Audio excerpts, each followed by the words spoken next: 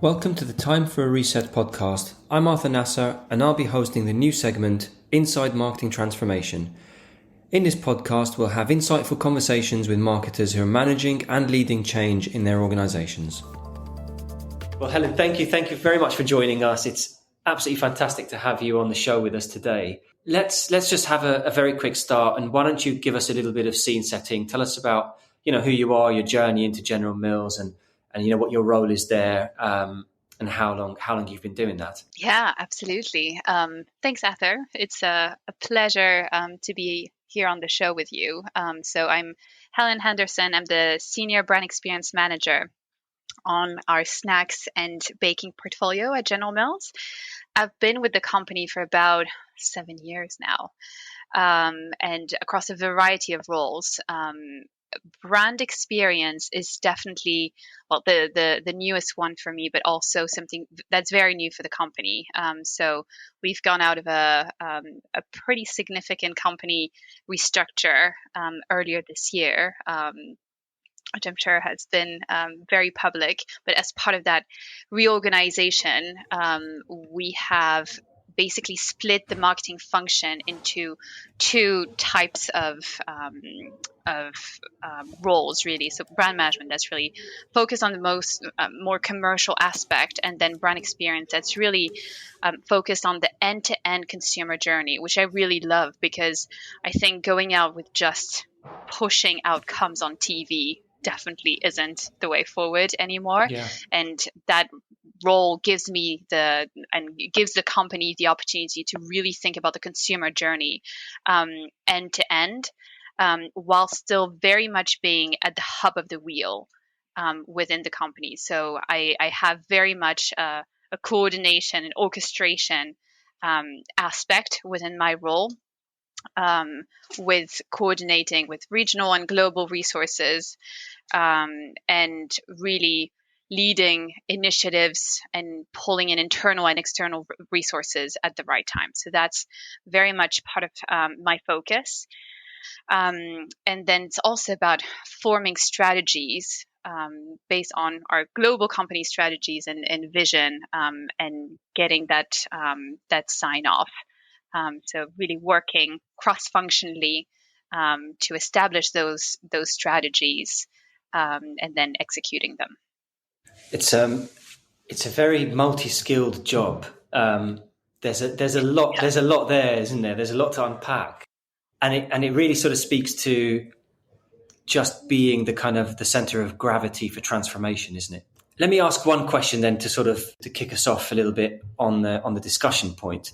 What would you reset in marketing? So if you had the opportunity to reset one thing from your point of view, of course, what would that be?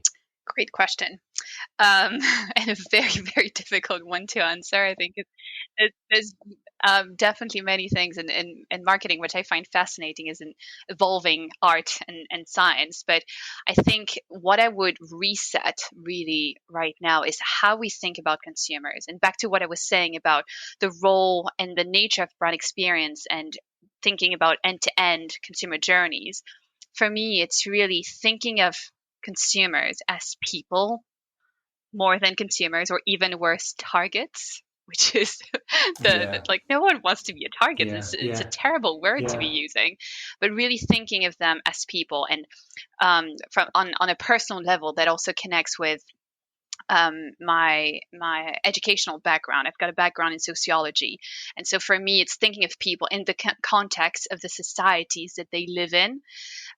So when we think about marketing and culture, that's what we mean. And I think it's important because sociology is a science, and there's been a lot of work for a number of years and centuries done around that science, as opposed to marketing is much more recent. So I think leveraging that knowledge, I think is very, very important and needed, especially now with a pace of change and a magnitude of change that I think we've rarely experienced in our lifetimes, and certainly we've all experienced recently in our personal lives and in the fabric of our societies. Just thinking about how much societies and people have changed over the past 2 years with COVID.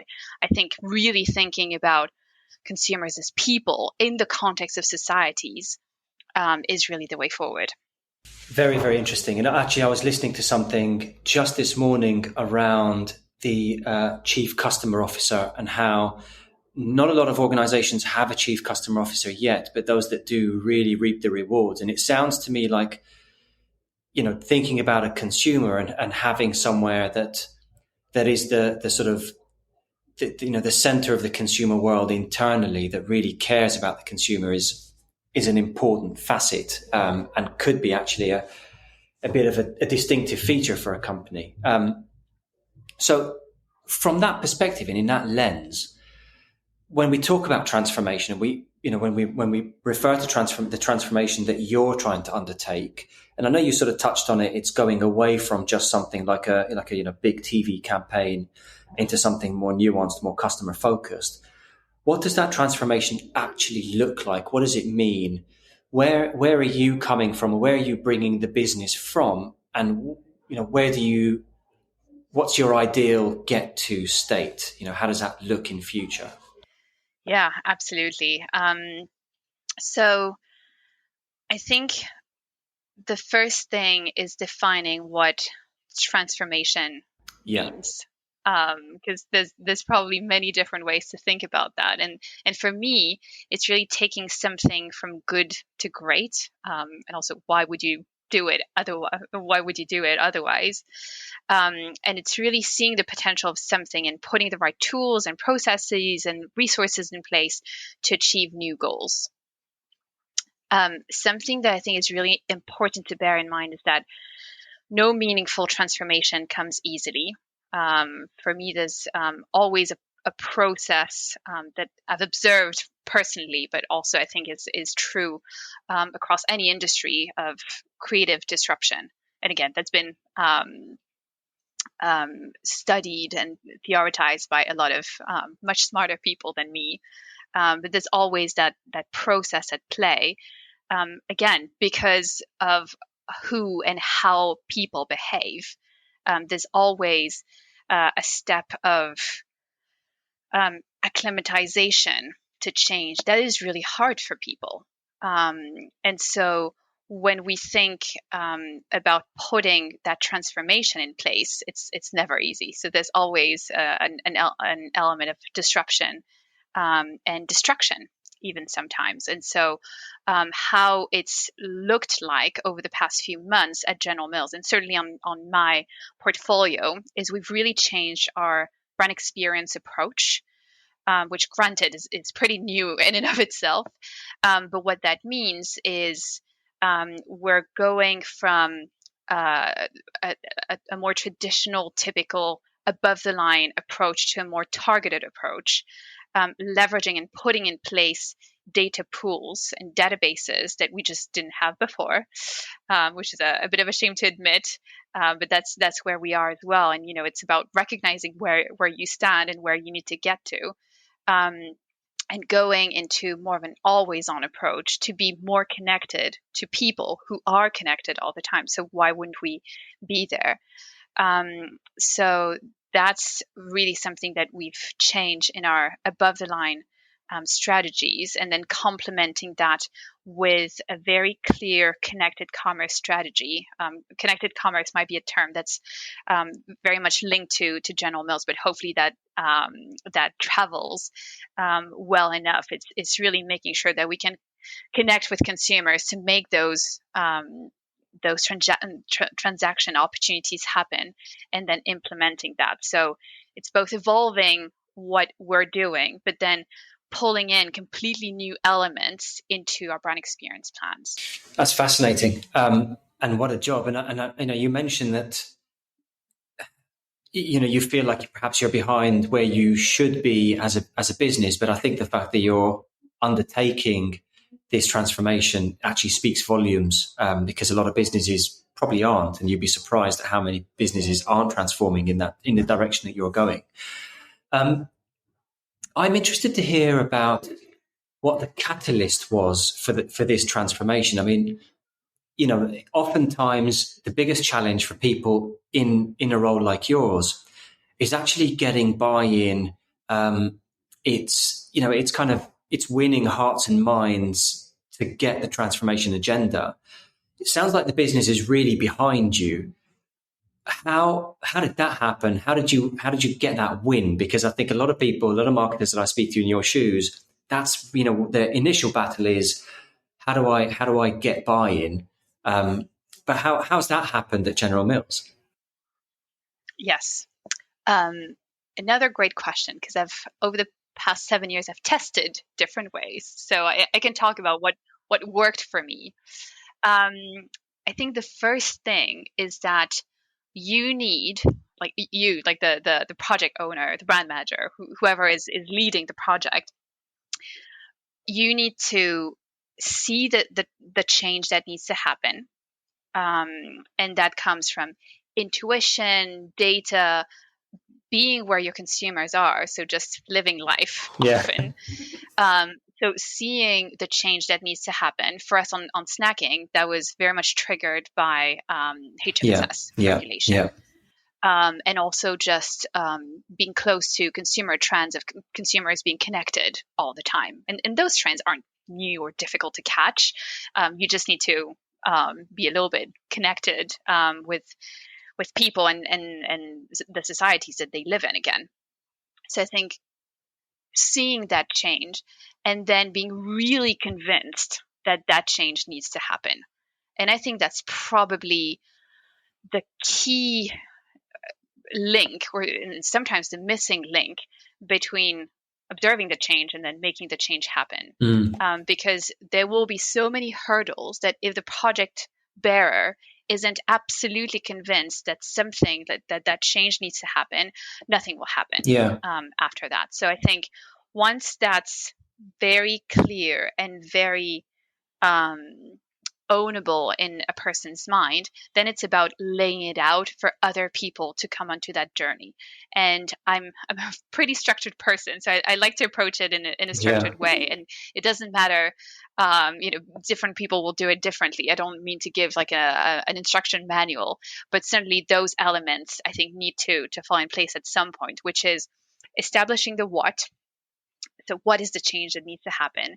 Establishing the why. And I think the why is really, really important. And that goes back to the conviction that you yourself need to have as to why that change needs to happen. And then what does it mean? Getting quickly to a visualization of what that change will look like. I think I've found often really helpful to people, because I think we're pretty visual people. I think that as humans, we tend to think of ourselves as pretty intellectual beings, but I don't think that's very, very true. I think we need to have a level of concreteness in the concepts that are brought to us. So what does it mean? What happens now? And what does tomorrow look like? To kind of take you through those next few steps that might be difficult to hold on to. Because I think, and that's a conviction, but that most people are sensible. I don't think we're completely rational, but I think we're sensible beings. And so my belief is that with the right story and the right facts, we can all come to the same conclusions.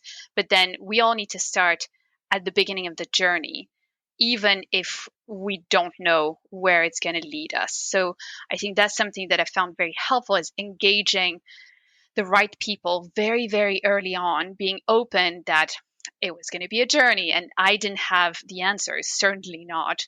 But then finding a couple of people within those groups that were as convinced as I was, and those people will advocate for you and for the project throughout the duration.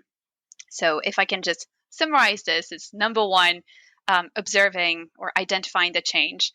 Number two, being convinced that it needs to happen, and then laying it out in a way that's really compelling for people to buy in, and really constructing that story. People buy into stories as opposed to just a number of facts and data points. That's amazing, and that's so well articulated. I mean, you've really kind of done that work, haven't you? Thought about Yeah, it, and I've had my experiences, yeah, yes, and pitfalls. yeah. This is the thing. You have to fail to succeed eventually. Yeah. That's excellent. That's brilliant guidance, and I think a lot of people would actually listen to that and think that's excellent.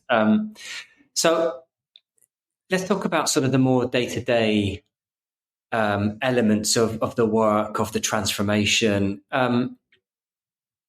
What does it actually look like? So if we talk about the teams and the people who you've had to pull in and the people who you kind of rely on to get work done, what do those teams look like? How do you structure your work? Yeah. So I think the first thing is identifying the resources that you have access to internally and externally. General Mills is a big company, so we do have access to a lot of resources, both internally and externally, which I recognize definitely not everyone who's going to be listening to this podcast will have access to. And certainly throughout the restructure process, new teams have emerged that have been able to rely on, like the connected commerce team didn't exist. It's now a formal team that we can tap into. So identifying the resources that we have access to, or what would we need to actually make that change happen. So kind of a lay of the land. And then and Helen, if I can, there's like, because that's I mean, that's not an easy task, right? There's a lot that goes into identifying what you need. I mean, sort of up front, when you're starting to lay the kind of the roadmap down, and you think, okay, these are the sorts of things that we need to do. You mentioned data pools at the start of our conversation. Was step one getting in people who have done this sort of work before to understand what goes into this work? How do you identify the sort of that initial roadmap? Yeah. And I would say or for me at least, that's the other way around. It's first identifying the people, because especially in a role like mine, which at the end of the day is still pretty general, I'm not an expert at many things.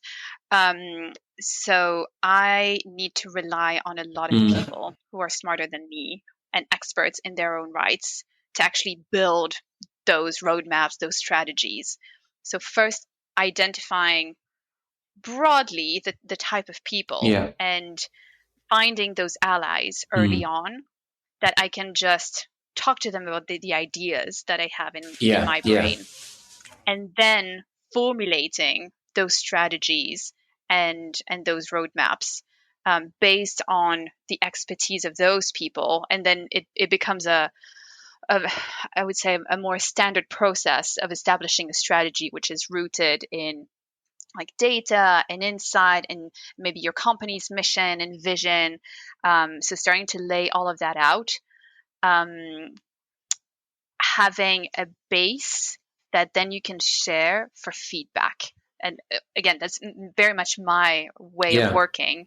I've always found it both more difficult, but also more impactful to ask for feedback and build that into my strategy. So very much a collaborative approach.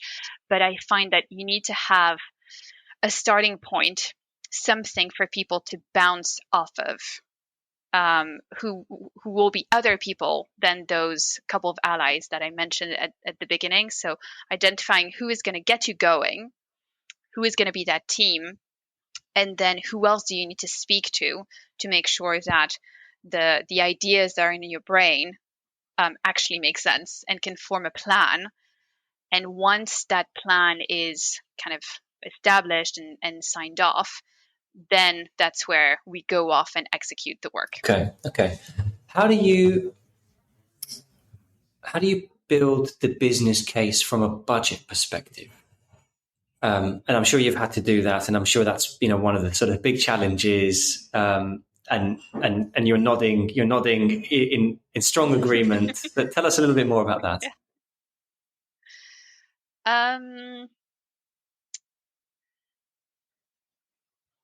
So the past 6 months have been particularly interesting because some of those changes we decided to make, other changes we've had to make. And I'm thinking particularly in the inflationary context, um, which isn't necessarily a bad thing. It just means that you have less control as to where do you actually need to put your money, because all of a sudden TV becomes unaffordable when last year it was, and that's out of your control basically. Um, so I would say that's those two factors have definitely influenced how I've been structuring my budget. So things that I've had control over and things that I haven't. Um, the first typical answer that I get, and that I think many people who are listening get, is, can't you try and just find the money somewhere in the money pot that you've already been given? So I always try to do that due diligence before coming in and asking for any more money.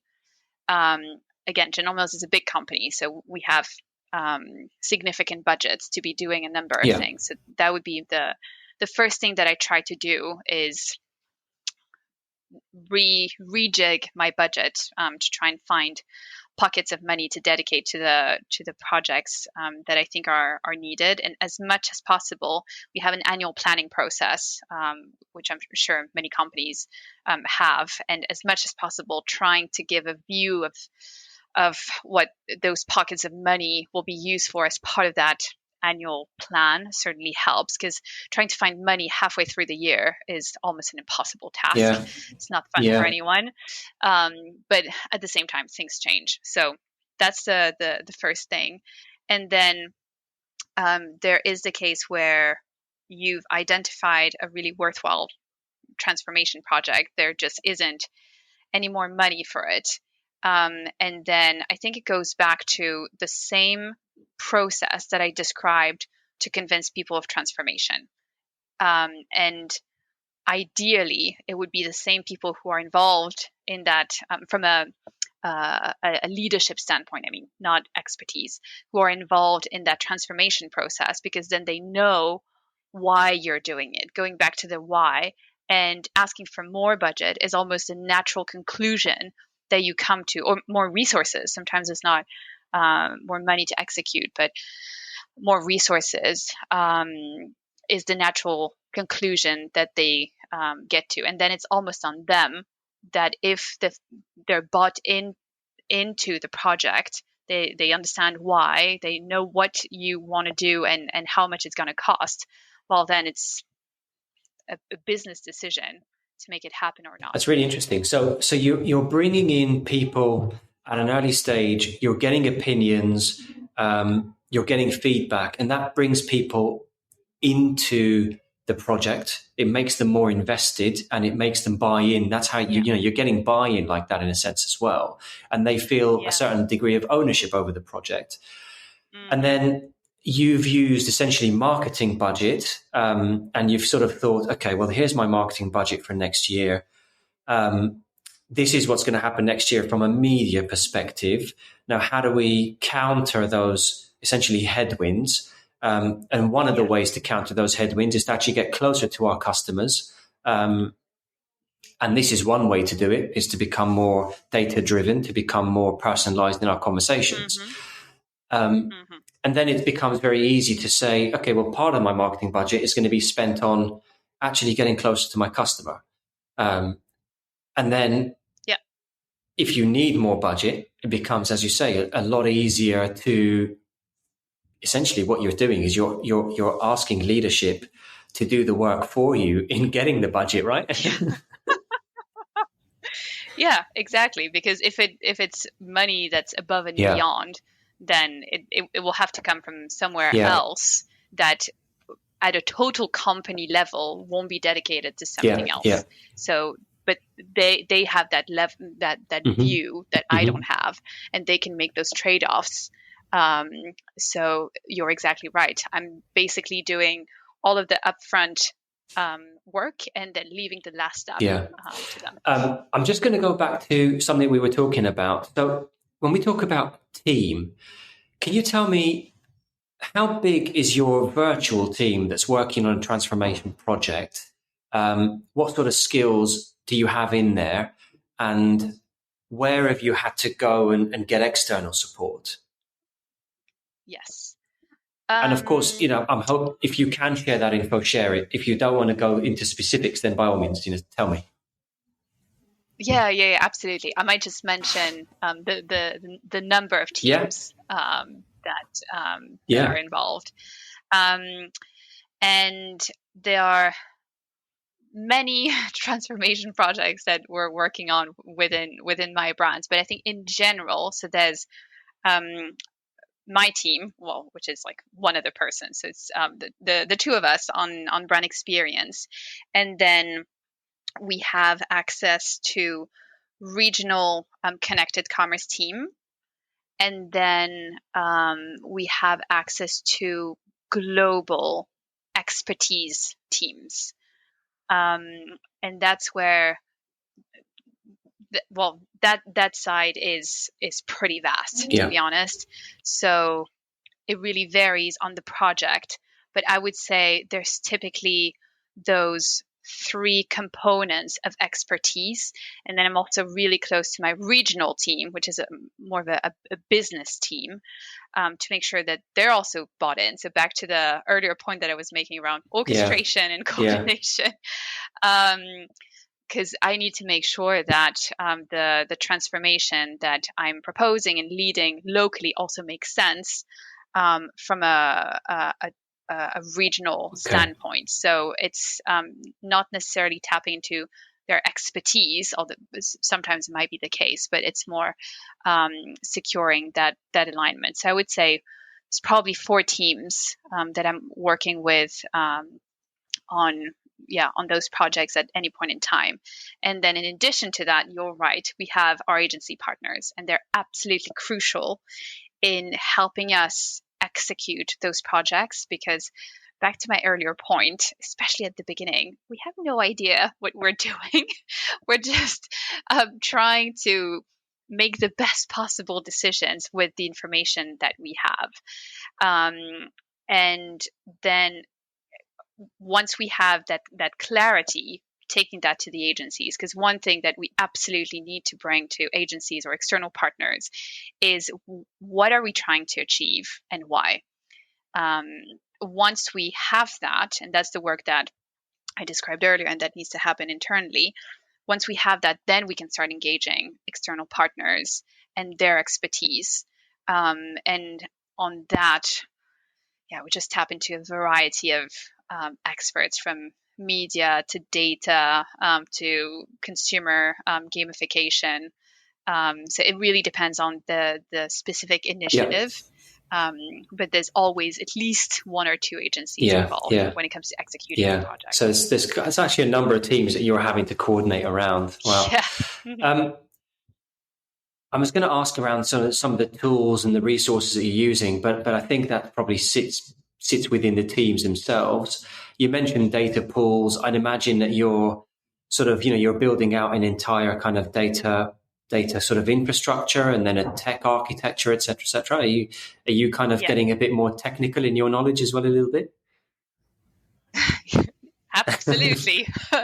And it's quite fun. This is more personal, but my husband actually works in the tech industry, in the fintech Ah, industry, and obviously I work in marketing, and so initially we both felt like we had very different yeah, jobs, yeah, and like what you're doing is it's very different, and day after day I can tell you our conversations are more and more similar, and a number of things where I'm like, oh, I never thought I'd be thinking about that. Now I'm thinking of agile martech stacks and things I can't even pronounce. yeah, So yeah, it's funny to see that evolution. But on a more serious note, yes, I think it is the role of brand managers, brand experience managers, to become knowledgeable enough about a number of technical aspects so that we can understand what we're asking other people to do. Because what I've discovered in my experience on those projects is the level of granularity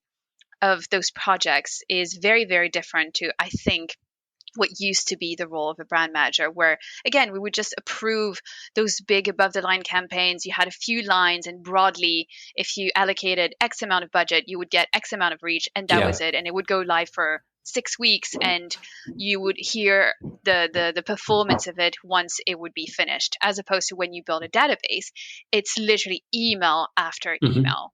And then you see that database grow, like literally person by person.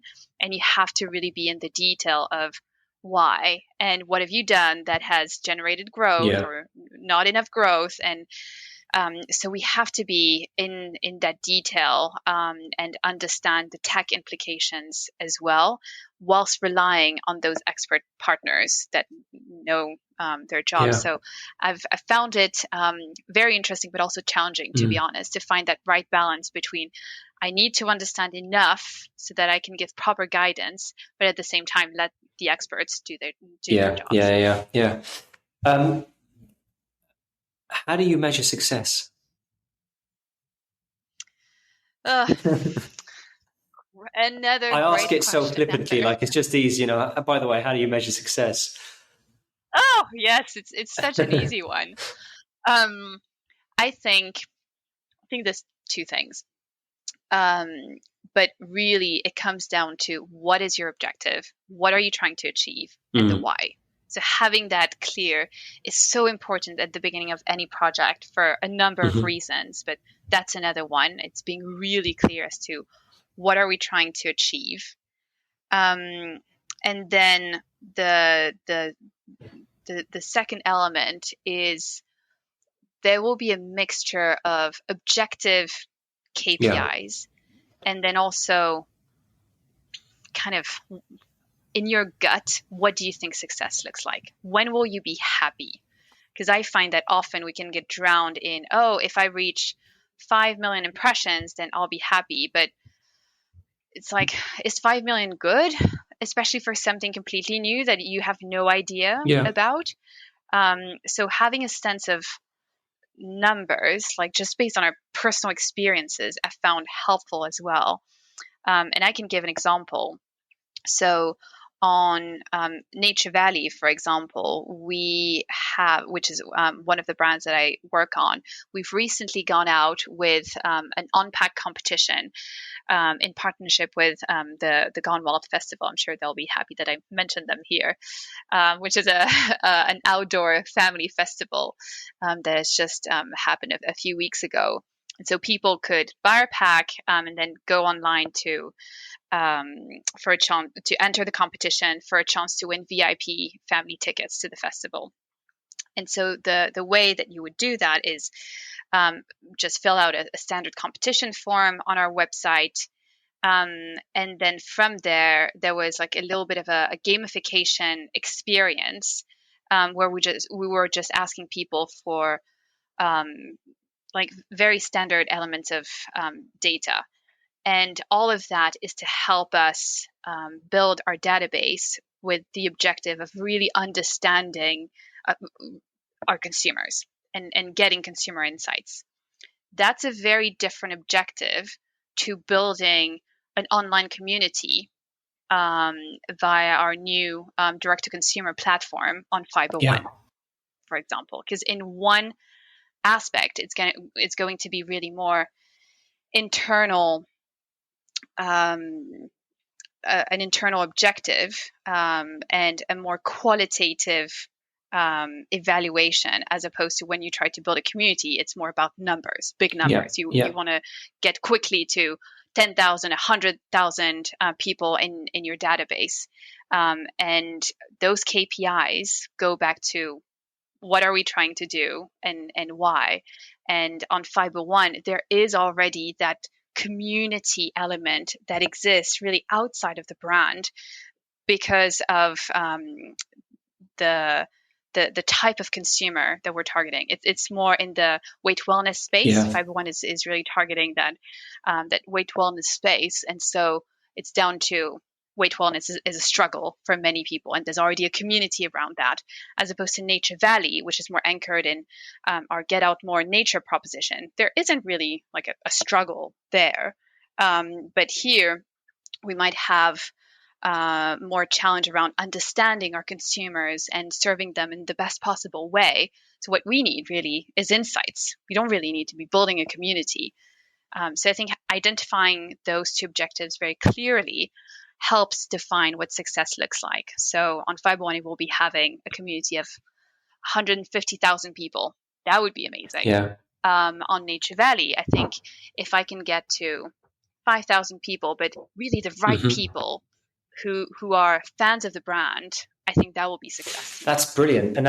And you know, obviously going back to when I was auditing General Mills campaigns at Ubiquity, you know, what you're talking about now is literally like a step change, isn't it? In thinking as well as anything else. It's a completely different perspective on, you know, what are we doing with marketing? How are we, you know, what's the objective of marketing? And actually, because, you know, I want us to wrap up very well, sort of in the next few minutes, but what this demonstrates to me, and I'd love for your comment on this, is that it's almost as though the operating model itself is starting to shift a little bit, whereas in the past, marketing's function is get reach, get share of voice, you know, just basically be front of mind for shoppers before and mums before they go into the supermarket.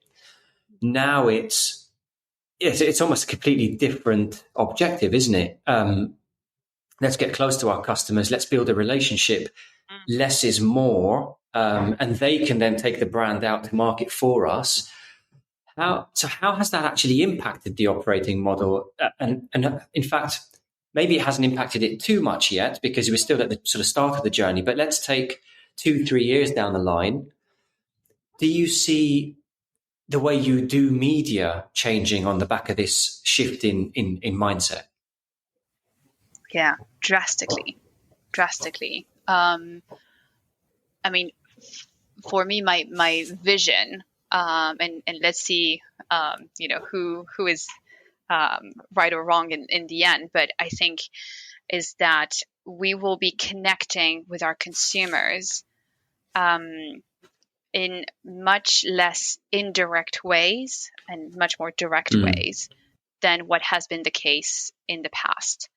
And I think it's going to be difficult for brand managers, and I include myself in that, because it means really spending time in the granularity of those connections and finding where people are, because I think that's going to be the first challenge that's going to be coming up very, very quickly. And in some respects with HFSS restrictions, for example, regardless of whether they happen or not, and media inflation, getting reach is through traditional media is already more difficult than what it was a few years ago. And I think it's going to be more and more difficult. So building those direct relationships, I think, is going to become absolutely essential.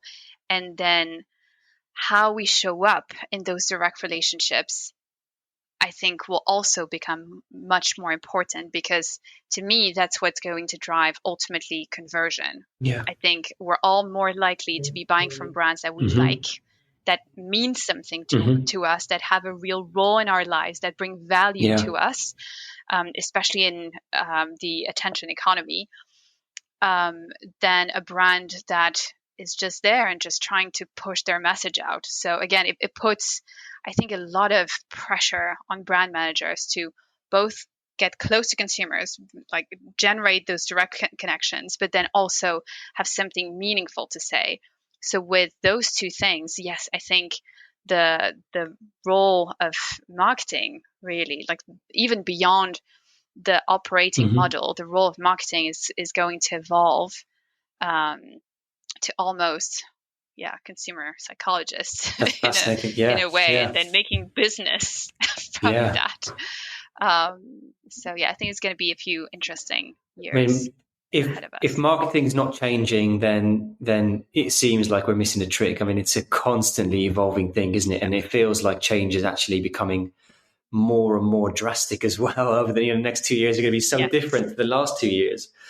I'm going to ask you two more questions, Helen. One is I'm just going to ask you about your biggest challenges in getting to where you need to get to. And then I'm going to the last thing I'm going to ask is if there's anything specific that you want to mention that we haven't touched on. Yes. I think the biggest challenge is willingness to get into the detail. Back to what I was mentioning around granularity. And that includes me, to be honest. It's like, for me to really understand this, I need to spend a full hour completely concentrated in understanding this completely new piece of information. And then getting the right people to also spend that time. Because really the granularity happens in the planning, in the content creation, in the evaluation. And sometimes it's just no going around it. We just need to get stuck and get our hands dirty. So that would be the biggest challenge for me. Is there an education piece around that, Helen? Like, are you having to almost do a little bit of educating internally on things like, data pools and clean rooms and CDPs and all those sorts of things?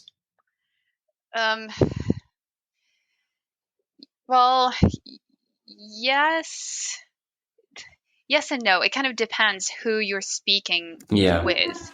If it's other people on the teams who are on the ground doing the work, they tend to quickly be up to speed. And if it's more like leadership teams, I actually think it's my job to simplify things for them and bring it back to concepts that we're familiar with, regardless of the expertise. So I kind of see myself as a bridge in that respect. I mean, we've covered a lot of ground. There's been such a fascinating conversation. We've covered a lot of ground, I think. Awesome. Thank you very, very much for your wisdom and your insights as well. I think this is going to be really, really interesting for people who listen to this. Yeah, great conversation. Thank you. Thanks for tuning in to Time for a Reset Inside Marketing Transformation. We have a great lineup of guests coming onto the show. If you're a new listener, subscribe and follow CVE on LinkedIn to make sure you don't miss an episode. I'll see you on the next one.